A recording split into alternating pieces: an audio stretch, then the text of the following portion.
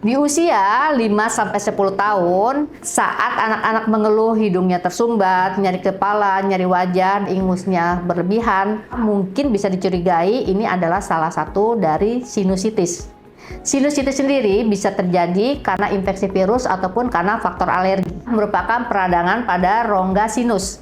Karena rongga sinus ini dekat dengan rongga hidung, bisa terjadi juga batuk pilek sehingga menyebabkan rhinosinusitis. Sinusitis sendiri sebenarnya tidak berbahaya, tapi akan mempengaruhi kualitas hidup anak. Karena anak merasa tidak nyaman dan terjadi gangguan tidur juga bernapas. Sinusitis, kalau penyebabnya karena alergi, bisa juga karena genetik. Pada yang mempunyai riwayat genetik, kemungkinan besar sinusitis karena alergi bisa terjadi. Sinusitis bukan terjadi karena anak sering minum es, tapi memang karena ada pencetus seperti biasanya dari udara ataupun lingkungan, juga makanan yang mengandung alergen. Harus dijauhi ataupun dihindari penyebabnya itu. Penanganan sinusitis sendiri di rumah bisa dilakukan dengan meningkatkan daya tahan tubuh pada anak. Bisa diberikan larutan salin, juga nasal spray. Sinusitis yang karena faktor alergi memang bisa kita hindari walaupun tidak bisa sembuh total.